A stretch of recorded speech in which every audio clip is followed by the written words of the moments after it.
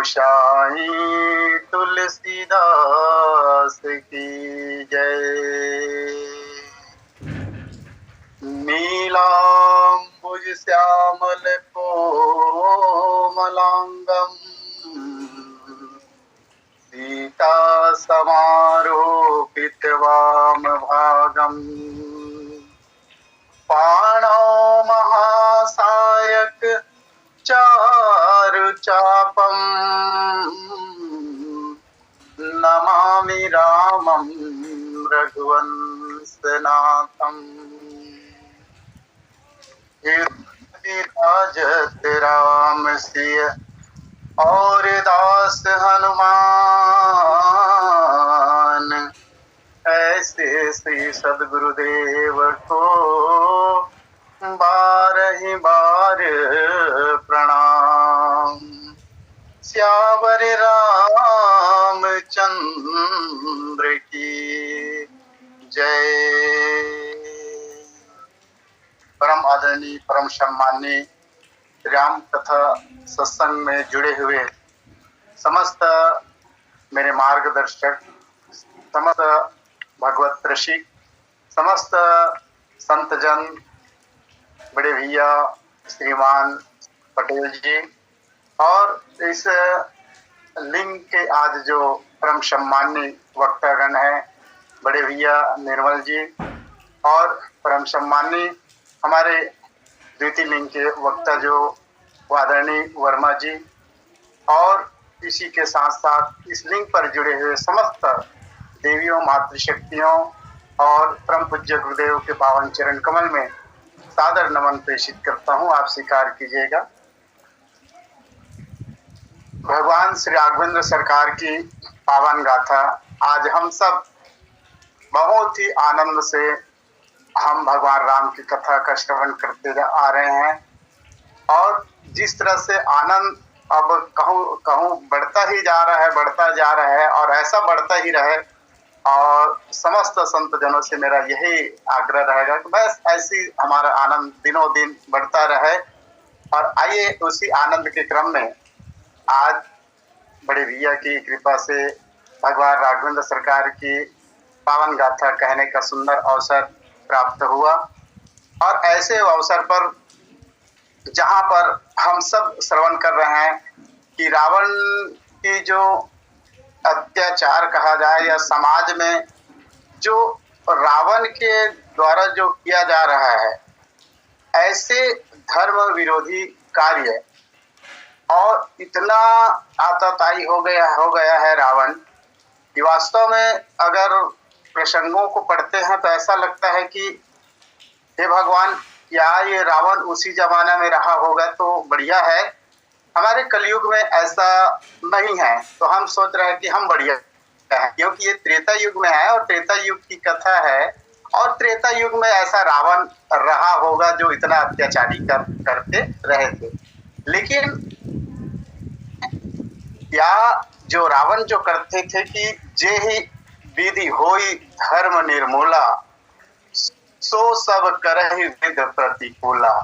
रावण ये चाहता था कि वो धर्म का जो है जड़ कट जाए, और वेद विरुद्ध वो कार्य करने लगते थे। जे ही देश धेनु तुझ पावही।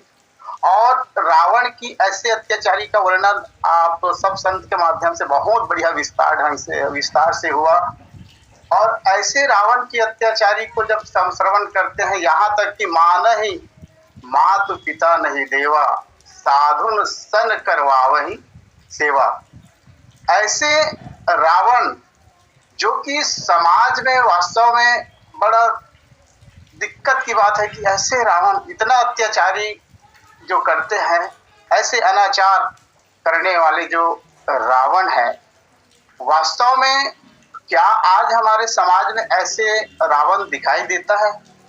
और एक तरह से जो गोसाई तुलसीदास जी महाराज रामचरितमानस के माध्यम से जो हमारे जीवन में जो शाश्वत समस्या की जो बात करते हैं, वास्तविक में रावण उस समय 10 सिर वाले जरूर रहा होगा, 20 भुजा वाले जरूर रहा होगा, लेकिन आज जो समाज में हमारे रावण रूपी भ्रष्टाचार, रावण रूपी अत्याचार, लूट मार, हत्या, चोरी और कई प्रकार से अवैध कार्य इस तरह से होते जा रहे हैं। तो मैं तो ये कहूं कि यही है रावण और कोई दूसरा नहीं है।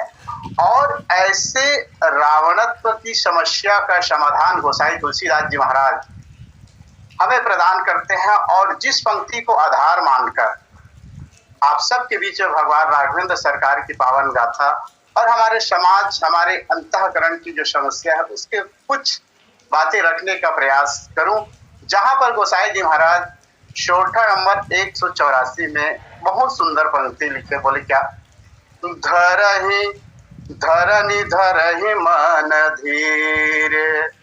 गोसाई तुलसीदास जी महाराज कह रहे हैं पृथ्वी जो है धेनु का रूप धारण कर लेते हैं और ब्रह्मा जी के पास गए हैं। और तब ब्रह्मा जी महाराज कह रहे हैं, बोले क्या, धरनी धरहि मन धीर। ब्रह्मा जी ने महाराज ने कहा कि हे धरती माता, आप धीरज धरो, आप अपने मन में धीरज धरो। कह बिरंची हरि पद सुमिरु। और ब्रह्मा जी कहने लगे आप मन में धीरज धरो धरती माँ। और एक सुंदर बात कही कि आप श्री हरि के चरणों का स्मरण करो, पहली बात कही। और दूसरा, जानत जन की पीर। प्रभु अपने दासों की पीड़ा को जानते हैं। हे धरती, प्रभु जो ऐसे हैं कि अपने सेवकों की जो पीड़ा है उसको जानते हैं धरती माँ। और प्रभु जो है भंजहि दारुण विपत्ति, आप धीरज धरो, तुम्हारी कठिनाइयां, तुम्हारी विपत्ति का वो नाश करेंगे। ये ब्रह्मा जी महाराज जो है धेनु माँ को कह रहे हैं, जो पृथ्वी जो है धेनु रूप धारण करके आए हैं। वास्तव में अब जरा प्रसंग में वास्तविक में देखें, वास्तविक हमारे समाज में जो समस्या है, और जो समस्या एक तो कहूँ रावण के रूप में हमारे समाज में समस्या फैली हुई है, और दूसरा रामचरितमानस में और देखिए रावण जो है एक प्रकार से अंधकार का ही प्रतीक है। और विनय पत्रिका में कहूँ रावण मोह का मोह ही है। और जिसको गोसाई तुलसीदास जी महाराज ने कहा कि रावण मोह के रूप में हमारे जीवन में है, मोह दस मौलि तद्भ्रात अहंकार, ये मोह के रूप में है। लेकिन एक तरफ यही रावण को अगर प्रतीकात्मक रूप कहे तो अंधकार के रूप में है। और ऐसे ही एक पावन बात कहूँ, रामचरितमानस में अंधकार का प्रतीक जो है धनुष को कहा गया है, और धनुष यज्ञ में। और हमारे समाज में जो समस्या मूलक जो बातें हैं, जो समाज में जो व्यक्ति रहते हैं, वास्तव में कैसे कैसे व्यक्ति रहते हैं, अगर देखा जाए तो वास्तविक में समाज में 4 प्रकार के ऐसे व्यक्ति हैं जो रामचरितमानस में दिखाई दे रहा है और आज समाज में ज्यादा कदा दिखाई देता है। बोले वो 4 प्रकार की जो व्यक्ति है जिनके बारे में कहा गया, एक समाज में जो समस्या फैलाने वाला है, एक तो स्वयं जो है बुराई, जो व्यक्ति के अंदर बुराई जो है गुणों की अपेक्षा उसकी दोष अधिक दिखाई देता है। और जिसको कहूँ ये स्वयं अंधकार ही हमारे एक समस्या है, जिस समस्या का हम और आप समाधान चाहते हैं। बोले वो समस्या कौन है, तो बोले गोसाई तुलसीदास जी महाराज ने, अरे धनुष ही एक समस्या है। बोले कौन सी समस्या, अरे जिस समस्या के कारण, जिस अंधकार के कारण, बोले जीव हृदय तम मोह विशेषी, हमारे अंदर एक ऐसा अंधकार भरा हुआ है जिस अंधकार के कारण हम क्या नहीं कर पा रहे हैं। बोले राम और सीता, उनका दर्शन हम नहीं कर पा रहे हैं, और कह रहे हैं कि राम और सीता अलग है, लेकिन ना, राम और सीता एक है, बस उसको हम नहीं देख पा रहे हैं। ये अंधकार हमारे हृदय अंदर में बसी हुई है।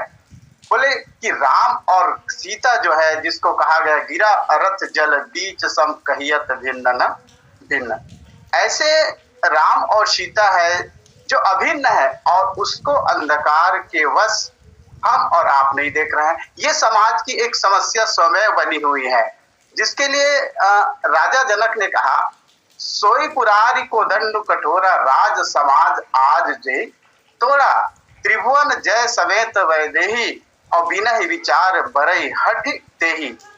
तो क्या वास्तव में ये पिनाक धनुष को तोड़ने की ही बात भगवान राम और सीता का विवाह होगा? बोले नहीं, हम वो तो हमारे अंधकार के, हमारे हृदय में जो अंधकार है उसके कारण हम कह रहे हैं कि राम और सीता अलग है, ब्रह्म और ये शक्ति अलग है, लेकिन अलग नहीं, एक है। बोले अंधकार ही स्वयं। दूसरा व्यक्ति वो है जो समाज में ये चाहता है कि मैं ऐसा दिखूं।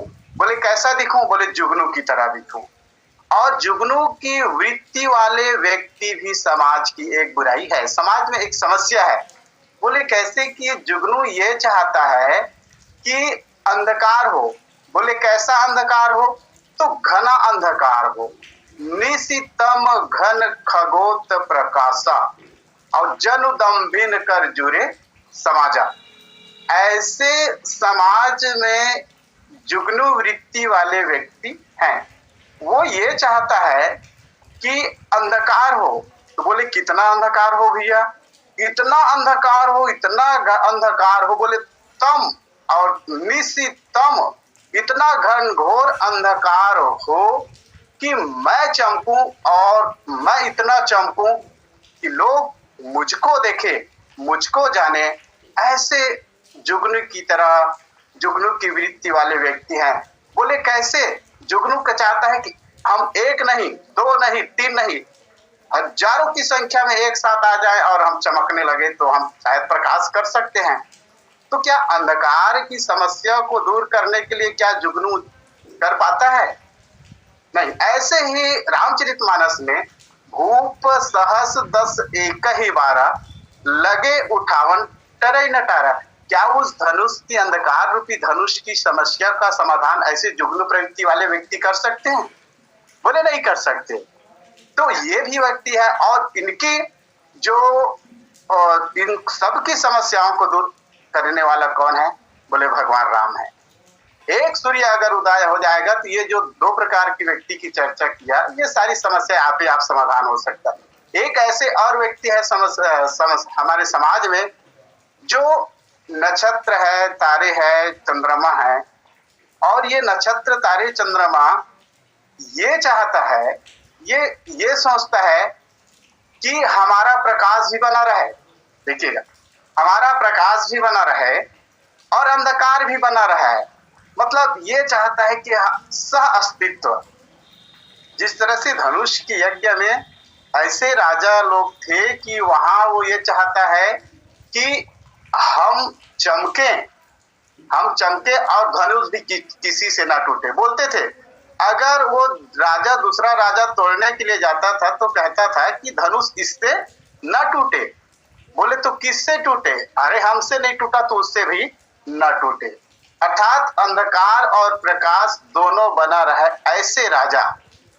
और तब इसी बात की समस्या के लिए लक्ष्मण जी महाराज उस वाटिका में भगवान राम से कहने लगे कि हे भैया, आज धनुष की समस्या जनकपुर में बनी हुई है और उनके लिए आप क्या चाहिए? अरुणोदय सकुचे कुमुद, उड़गन ज्योति मलिन, जीव तुम्हार आगमन सुनी, भय नृपति बलहीन।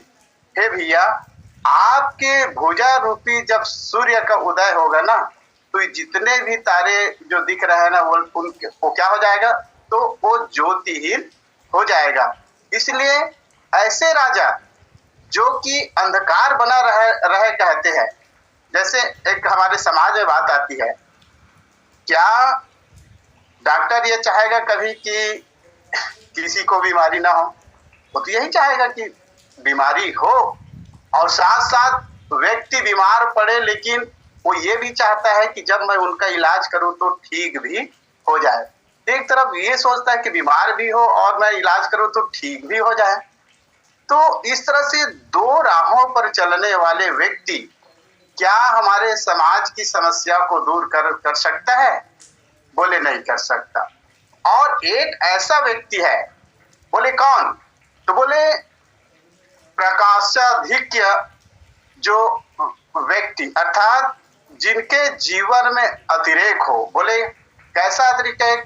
तो गुण तो अच्छा है, ठीक है, लेकिन जहां गुणाभिमान आ जाए, जैसे आज समाज में रावण की अत्याचारी इतना बढ़ा हुआ है, इतना बढ़ा हुआ है, तो क्या रावण की समस्याओं का समाधान, जो रावण है उसकी समस्या का समाधान क्या हमारे समाज में नहीं थे? क्या उस समय समाज में क्या ऐसे व्यक्ति नहीं थे जो रावण की समस्याओं को दूर कर सकता था? बोले थे, लेकिन क्यों रावण की समस्या का समाधान नहीं हो पाया? बोले यही एक मूल कारण है। समस्या का समाधान सब करना चाहते हैं, लेकिन उस समस्याओं की समाधान को करने के लिए सबसे पहली बात हमारे समाज में सद्गुणों का, सद्गुण संपन्न व्यक्तियों का एक संगठन हो जाए। एक बहुत बढ़िया बात कहती है, जब ऐसे समस्याओं का समाधान करना हो तो हम सब भगवान से प्रार्थना करते हैं, बोले कि हे प्रभु आप अवतार लीजिए, आप प्रकट हो जाइए भगवान, और आप हमारे इस समाज की समस्याओं का समाधान कर दीजिए। या हम भगवान से कहते हैं कि हे प्रभु आज पूरे संसार में, बोले कहे कि यदा यदा ही धर्मस्य ग्लानिर्भवति भारत, ऐसे यदा सब जगह समस्या ही समस्या दिखाई दे रहा है प्रभु, और आप प्रकट होइए और समस्या का समाधान कीजिएगा। तो इस समस्या को का समाधान करने के लिए बोले दो तरह की रणनीति बनाई गई। बोले कैसे? एक व्यक्ति जाता है और भगवान से प्रार्थना करता है, लेकिन भगवान प्रकट नहीं होते। तब उन्होंने क्या किया, चलो एक से प्रकट नहीं हुए तो अब हमको क्या करना चाहिए, सब मिलकर, देखिए जब समाज में समस्या हो तो एक से समाधान ना हो, तो सब मिलकर एक साथ हम क्या करें, उस भगवान को बुलाने के लिए प्रार्थना करें, अर्थात सामूहिक प्रार्थना।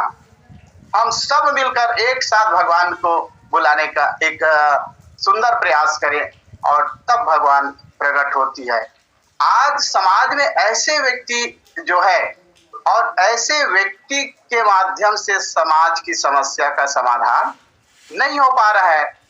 तब बोले क्या, देखो गोसाई तुलसीदास जी महाराज ने जब उस दिन बहुत बढ़िया चर्चा चल रही थी, आदरणीय सम्मानीय हमारे वैष्णव महाराज जी के माध्यम से, भेलवा कुदावाल निवासी जो है बहुत बढ़िया कह रहे थे, और उसी के नीचे एक पंक्ति आई, अतिशय देखि धर्म के ग्लानि परम सभीत धरा अकुलानी।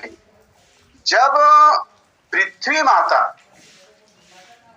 माता देखा कि अतिशय देखी धर्म के ग्लानि, जब धर्म की, अर्थात इस प्रकार धर्म के प्रति लोगों की अतिशय ग्लानि, बड़ा विचित्र बात है। यही भगवान की कृपा का प्रागट्य है यहीं पर।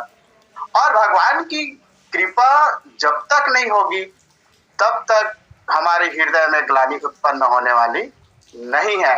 ये भगवान की जो प्रथम प्रागट्य होने का और रावण रूपी दुर्गुणों का नाश करने के लिए भगवान की कृपा सबसे पहले आवश्यक है। और तब बोले अतिशय देखी धर्म के ग्लानि, चाहे महाभारत की कथा कहूं, भगवत कथा, जहां यदा यदा ही धर्मस्य ग्लानिर्भवति भारत, वहां भी धर्म में ग्लानि उत्पन्न हुई। दूसरा रामचरितमानस साहब कहती है, जब जब होई धर्म के हानि बाढ़ई असुर अधम अभिमानी। ये रामचरितमानस कहती है। और रामचरितमानस की ऐसा प्रसंग, बोले कहा जहां पर एक बार भूपति मन माही भय ग्लानि मोरे सुत नाही, अर्थात भगवान के माध्यम से, अगर भगवान ही माध्यम से ऐसे समस्याओं का समाधान होगी। और तब बोले या तो मैं व्यक्तिगत कहूं या सारे समाज को भी लेकर कहूं, और जब तक हमारे अंदर की जो समस्या, हमारे जीवन की जो शाश्वत समस्या है, उस समस्याओं का समाधान करने के लिए सबसे पहले हम हमारे अंदर, जब हमारे दुर्गुणों का इतना दुर्गुण बढ़ चुकी है, दुर्गुण का पड़ चुका है, तो हमारे हृदय में ग्लानि जब तक नहीं होगी तब तक हम कुछ करने वाले नहीं है। और ये ग्लानि कब उत्पन्न होगी? चलो इतने सारे संत महात्मा थे, वशिष्ठ थे, विश्वामित्र जी महाराज थे, बलि थे, परशुराम जी महाराज थे, लेकिन उनके माध्यम से ऐसे समस्याओं का समाधान नहीं हो पाया। और नहीं हो पाया तो निश्चित रूप से हमारे अंदर ग्लानि होना चाहिए। महाराज दशरथ के अंदर जो ग्लानि हुई कि एक बार भूपति मन माही, भय ग्लानि मोरे सुत नहीं। ग्लानि नहीं होगी तब तक हमारी समस्याओं का समाधान करने के लिए भगवान अवतार लेने वाले नहीं है। और तब क्या हुआ? वास्तविक में धर्म के ग्लानि और परम सभीत धरा अकुलानी, और ऐसे धर्म का जब जो रावण जो है, रावण की अत्याचारी के माध्यम से जो धर्म जय विधि होई धर्म निर्मूला, धर्म को जड़ से ही समाप्त करने का जो अभियान रावण का है, आज वो सफल होगा ही नहीं। बोले क्यों? क्योंकि सकल धर्म देखे विपरीता, कही न सके रावण भय भीता। और तब ये जो धर्म रूपी पृथ्वी माँ जो है, धेनु रूप धरी हृदय विचारी, गई तहां जहां सुर मुनि झारी। अब धेनु का रूप धारण करके बोले पृथ्वी माता जो है, और यही पृथ्वी माता के गर्भ में बोले कौन है? एक बार जब बात आई प्रसंग क्षीणित बाद में, तब मैया सीता जो है पृथ्वी माँ के से कहने लगे कि हे माँ, मैं तो आपके गर्भ के अंदर में थी, तो मुझको ही आप पुकार लेती कि बेटी तू प्रकट हो जा और समस्या का समाधान कर ले। लेकिन वास्तव में भगवान कहाँ नहीं है? सब जगह है। शक्ति कहाँ नहीं है? सब जगह है। लेकिन हम भूलवश उन्हें नहीं बुला पाते, नहीं समझ पाते। और इसी को माँ सीता बाद में समझाई कि हे माँ, मैं तो आपके अंदर थी माँ, मुझको बुला लेती तो ये रावण का जो समस्या उसका समाधान हो जाती। लेकिन नहीं, रावण की जो समस्या है, मोह रूपी रावण की जो समस्या है, उसका समाधान करने के लिए आज पूरे समाज की एकजुटता भगवान को बुलाने के लिए हो रही है। और पृथ्वी माता जो है, और इसी को कहा हमारे जीवन में भी समस्या आती है, और तब बोले क्या करना चाहिए? तो सुमति भूमि थल हृदय अगाधु। हमारे जो जीवन, हमारे शाश्वत समस्या जो हम सबके जीवन में रहती है, वो हृदय में, उस पृथ्वी में अकुलाहट पैदा, व्याकुलता। और यही व्याकुलता बोले किसकी? बोले पृथ्वी की। बोली इतना दुख बोले कितना दुख? तो दारुण विपत्ति। एक व्यक्ति जो है, एक समाज जो है, विपत्तियों से अपना समाधान जरूर पा सकता है, लेकिन जब बोले क्या है दारुण विपत्ति, जब दारुण विपत्ति आती है तो निश्चित मानकर चलिए कि उस विपत्ति का समाधान भगवान के सिवा और कोई नहीं कर सकता। और आज जो है पृथ्वी माता जो है धेनु माँ का रूप धारण कर लिए। बोले क्यों धेनु का रूप धारण कर लिए? कि अतिशय देह की धर्म के ग्लानि। इसके पहले जो अभी कुछ दिन पहले बहुत प्रताप भानु का प्रसंग जो चला, वहां भी महाराज प्रताप भानु जो है, उनके जीवन में भी इतना कष्ट के समय, जब प्रताप भानु राजा जो है शुकर के पीछे दौड़ने लगे और विपुल घन वन, ऐसे घनघोर जंगल में फंस गए, तो वहीं पर बोले क्या? प्रताप भानु जो अपना राह भूल गए, और राह भूलने के साथ साथ तो बोले क्या? अति अकेल बन विपिन अकेलेसु। अपने आप को अति अकेला समझने लगे, और अति अकेला समझने लगे, और उसी का परिणाम जिनको दशरथ बनना था वही दशमुख बन गया। और आज यहाँ माता पृथ्वी जो है, इनके जीवन में भी अतिशय देह की धर्म की इतना ग्लानि हुई। और ग्लानि होने के बाद पृथ्वी माता बोले किसके पास गए? तो बोले कि धेनु रूप धरि हृदय विचारी, गई तहाँ जहाँ सुर मुनि झारी। बोले कहाँ गए? तो जहाँ देवता और मुनि जो है जहाँ छिपे हुए थे वहां गए। बहुत सुंदर बात आती है और गुरुदेव के बहुत बढ़िया बात का है कि ये जो प्रसंग वास्तविक में बोले कि ये दार्शनिक प्रसंग है और दार्शनिक विवेचन गुरु के माध्यम से, गुरुदेव के माध्यम से श्रवण करने का सौभाग्य मिला। और ऐसे दार्शनिक प्रसंग सबसे पहले तो हमारे जीवन में भगवान की कृपा हो जाए और भगवान की कृपा होने के बाद हमारे मन में वो चिंतन हो, मन में वो मनन हो कि हम भगवान का दर्शन नहीं कर पा रहे हैं। बोले क्यों दर्शन नहीं कर पा रहे हैं?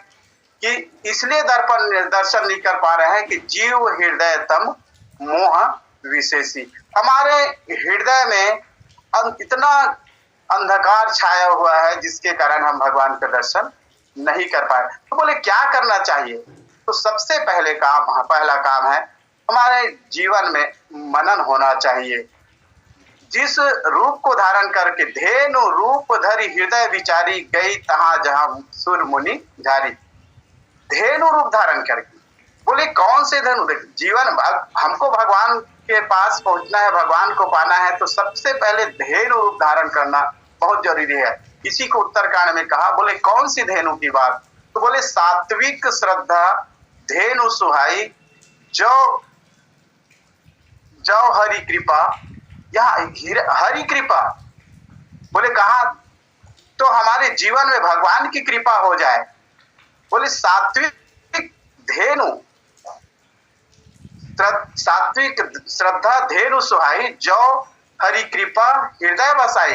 हमारे हृदय में बोले सात्विक श्रद्धा का उदय हो जाए और सात्विक श्रद्धा का उदय होने के बाद हम बोले कहाँ चले? तो बोले मुनियों के पास चले और मुनियों के पास हम जाकर हम अपनी समस्याओं का वहां गुरुदेव के चरणों में हम अपनी सारी समस्याओं को रख दें। जिस तरह से महाराज और महारथ वशिष्ठ जी महाराज के पास गए और वशिष्ठ जी महाराज के पास जाकर सारी समस्याओं को हूबहू रख दिया जो महाराज दशरथ के जीवन में दिखाई दे। बोले कौन सा? तो भय ग्लानि मोरे सुत नाई। उन्होंने साफ रख दिया कि हे गुरुदेव मेरे जीवन में इतना वृद्धावस्था आ गया है गुरुदेव, लेकिन मेरा एक पुत्र नहीं है गुरुदेव। इस तरह से हम अपने समस्याओं को रखें। बोले कैसे रखें? तो बड़े विनम्र पूर्वक अपनी समस्याओं को हम रखें। बोले कहाँ रखें? तो बोले मुनि के पास। और मुनि के पास रखे, देवताओं के पास रखे। अब तब क्या होता है? तो बोले कि जब मुनियों के पास हम अपनी समस्याओं को रखते हैं, देवताओं के पास समस्याओं को रखते हैं और इनका समाधान देवता भी नहीं कर पा रहे हैं। बोले क्यों देवता नहीं कर पा रहे हैं? कि देवता इसलिए उनका समस्याओं का समाधान नहीं कर पा रहे हैं क्योंकि देवता जो है स्वर्ग निवासी है और देवता आज ऐसे दिखाई देता है जब रावण जब जीतने लगता है तो यही देवता जो है जोर जोर से जयकारा भी बुलाने लगते हैं। अगर कहीं रावण जीत गया और जीतने के बाद ये हम लोगों को परेशान करेगा, इसलिए कभी कभी देवता जो है रावण की जय भी बुलाता था और इधर जब राम जीतने लगते थे तो राम जी की भी जय बुलाने लग। तो इस तरह से दोहरा नीति देवताओं के जीवन में दिखाई देता है। और दूसरी बात जो है, जो देवता जो होते हैं जो स्वर्ग में जो राज कर रहे हैं उसी को हम देवता कहें। और ये देवता की जो वृत्ति है वो भोग वृत्ति है। एक भोग वृत्ति से जो लिप्त है ऐसे देवता। बोले कैसे? एक देवता जो है अपने एक मुख से भोग विलास करते हैं, लेकिन रावण तो है 10 मुखों से अपना भोग विलास करते हैं। अब 10 मुखों से भोग विलास करने वाला एक मुख से भोग करने वाला, बोले ये तो भारी दशानन ही पड़ेगा ना। और इस तरह से देवताओं के पास भी उस दशानन का अर्थात रावण की जो समस्या है उनका समाधान नहीं हुआ। बोले तब सब मिलकर, बोले कौन? धरती माता, मुनि और देवता, ये सभी मिलकर बोले कहाँ गए? तो बोले ब्रह्मलोक गए। और ब्रह्मलोक गए और ब्रह्मलोक में जाकर वहां सारी समस्याओं का धरन धर ही मन धीर गए। फिर ब्रह्मा जी के पास रखा और ब्रह्मा जी के पास रखने के बाद ब्रह्मा जी महाराज समझा रहे हैं और यही होना चाहिए। जब भगवान की कृपा हो, भगवान की कृपा बरसती है तो मन में मनन चिंतन होना चाहिए, सात्विक कार्य हो, सात्विक श्रद्धा होनी चाहिए। और तब मन जब ऐसे सारे सद्गुणों को स्वीकार करता है तो तुरंत हमें कहाँ जाना चाहिए? बोले जब हमारा अंतःकरण की जब बात आती है तो निश्चित रूप से हमें दूसरा जो कार्य करना चाहिए वो है ब्रह्मा जी के पास हमें जाना चाहिए। अर्थात ब्रह्मा जी महाराज जो है, बोले रामचरितमानस बहुत बढ़िया बात कही, अहंकार शिव बुद्धि सच चित्त महान। ये बुद्धि के जो देवता है वही तो ब्रह्मा जी महाराज है, जिनको विचार का भी देवता कहा जाता है। मन में हमारा मनन हो लेकिन बुद्धि के द्वारा अगर सद्विचार उत्पन्न नहीं होगी तो मान कर चलिएगा कि हमारे जीवन में जो समस्या है समस्या ही बने रहेगी। जिस तरह से ज्ञान दीपक का प्रसंग अगर कहूं और जो यहाँ पर 184 नंबर की जो सोटा है से बिल्कुल हूबहू एक दार्शनिक प्रसंग की ओर चलती है, वहां भी क्रम यही दिखाई देता है और यहाँ भी क्रम यही दिखाई देता है। और इसी बात को धर ही मन धीर, ब्रह्मा जी महाराज कहते हैं कि आप धीरज धरो। बोले कहाँ धरो? तो मन में धरो। क्यों? बोले पृथ्वी माँ कहती है कि हे प्रभु मैंने तन से अर्थात उस भूमि रूप से मैंने तन से रावण की अत्याचारी को इतना सहा, अब मेरे तन में वो शक्ति नहीं है भगवान कि मैं रावण की बोले रावण की अत्याचारी को अब नहीं सर, जस मोहि गरु एक परद्रोही। हे ब्रह्मा जी मैं गिरि सरि सिंधु भार नहीं मोही, मैं पर्वत को नदियों को समुद्र को भोज को ढोता हूं, इसमें मुझको कोई समस्या है नहीं है, लेकिन एक ही मुझे पीड़ा देती है। बोले वो कौन है? तो परद्रोही। और परद्रोही वो है जो दूसरों का अनिष्ट करने वाला। रावण वही है जो दूसरों की हानि में बड़ा प्रसन्न होता है। आज भी रावण तो यदा के अगर किसी को विपत्ति आ गई या किसी के जीवन में कोई दुख आ गया और उस दुख को जो जानकर देखकर सुनकर जो प्रसन्न रहता है वही व्यक्ति बोले कौन है? रावण है, और कोई दूसरा व्यक्ति रावण नहीं है। और हे ब्रह्मा जी आज मैं तन से तो बहुत सही प्रभु, लेकिन मेरे मन की पीड़ा, मेरे मन में जो टीस बना है, मेरे मन में जो इतना पीड़ा है प्रभु, धर ही मन धीर। ब्रह्मा जी इसी को मन में धीरज धरो। बोले क्यों धीरज धरो? क्योंकि धर्म बचेगा, धर्म का निर्मूल कभी हो ही नहीं सकता। बोले इसी को एक बहुत सुंदर पंक्ति कही गई, बोले क्या? धीरज धर्म मित्र अरु नारी आपद काल परखिय चारी। हे धेनु माँ, यही तो उस परीक्षा का घड़ी होती है जहां पर धीरज का, मित्र का, धर्म का और नारी की ऐसी विपरीत परिस्थिति में, ऐसी आपातकाली में यही तो परखने का सुंदर, यही तो परीक्षा का घड़ी होता है। और आज धर्म का निर्मूल करने जा रहा है रावण, लेकिन वास्तव में धर्म का कोई एक अंग अगर बच जाए, जिस तरह से भगवान श्री रामचंद्र जी महाराज विभीषण को जो धर्म रथ की जो बात बताते हैं, अगर उनमें से अगर एक चीज भी, एक अंग अगर बचा रहता है, बोले आज जो पृथ्वी माता में जो दिखाई दे रहा है, बोले एक धर्म का एक चीज, बहुत बड़ा चीज दिखाई दे रहा है। बोले कौन सा? बोले धीर। और यही धर्म रथ के दो चक्के में से एक चक्का है सौरज धीरज तहि रथ चाका। शौर्य तो माता पृथ्वी के जीवन में दिखाई देता। बोले तो इसलिए क्योंकि पृथ्वी माता जो है सहनशील है, क्षमा की प्रतिमूर्ति है, इसलिए जो धीरता पृथ्वी माता में है वही दिखाई दे रहा है, बल्कि शौर्य नहीं दिखाई देता। इसलिए ब्रह्मा जी महाराज ने कहा कि धरणी, हे धरती, आप, हे धरती माँ, आप मन में धीरज धरो, आप धीरज धारण करो। बोले एक चीज और बात आती है, ये सब मिलकर बोले ब्रह्मा जी के पास गए कहता हूं कि ब्रह्मा जी के पास जाना ही नहीं चाहिए, तो सीधा भगवान का वही ध्यान कर लेना चाहिए, वहीं से पुकार कर लेना चाहिए, लेकिन नहीं। बोले क्यों गया? तो सबसे पहली बात आती है कि वास्तव में इस संसार, इस सृष्टि की रचना जो की है, बोले ब्रह्मा जी महाराज ने की है। बोले कैसे? जड़ चेतन गुण दोष में विश्व किन्ह करतार। और ऐसे पृथ्वी की, ऐसे संसार की रचना करने वाले हे ब्रह्मा जी महाराज, ऐसे आपकी संसार में ऐसे जो दुराचार राक्षस जो है, रावण की अत्याचारी बढ़ गई है। तब ब्रह्मा जी महाराज ने कहा कोई बात नहीं, आप हरि पद सुप्री, भगवान के चरणों का स्मरण कीजिए, भगवान के गुणों का, भगवान के शक्तियों का आप बोले क्या, आप स्मरण कीजिए, सुमरण कीजिए। और यही नवधा भक्ति में एक बहुत बड़ा मूल है, स्मरण, भगवान की स्मरण, भगवान को ही बस मत भूलिएगा। बोले क्यों?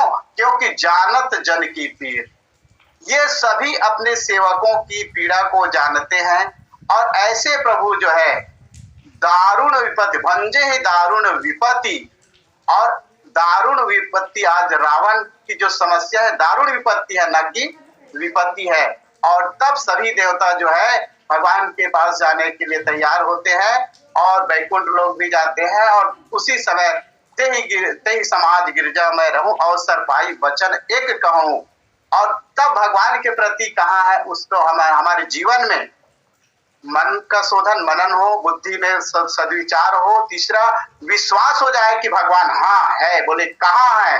तो बोले देश काल दिशि विदेशों माहे कहो सो कहाँ जहाँ प्रभु नहीं। और सब प्रार्थना करने लगे, जय जय सुरनायक जन सुखदायक प्रणत पाल भगवंता, गो द्विज हितकारी, जय असुरारी सिंधु सुता प्रिय कमता। ऐसे स्मरण करने लगे।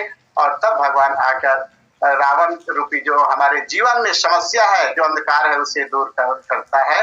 और ऐसे भगवान के पावन चरण कमल में सादर नमन करते हुए आप सब के श्री चरणों में सादर प्रणाम। बोलिए सियावर रामचंद्र की जय।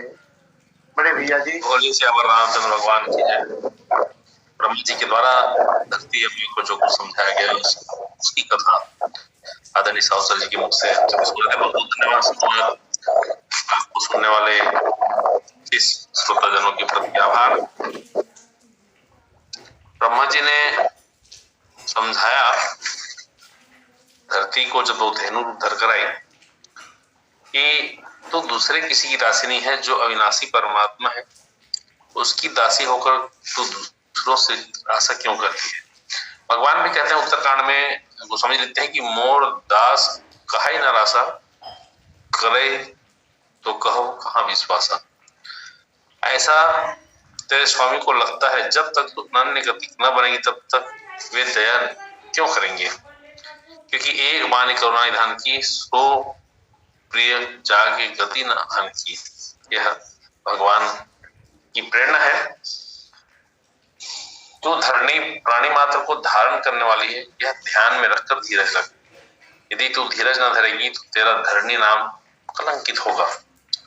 हरिपद सुमेरु, कितनी भी बड़ी आपत्ति हो क्यों ना, वे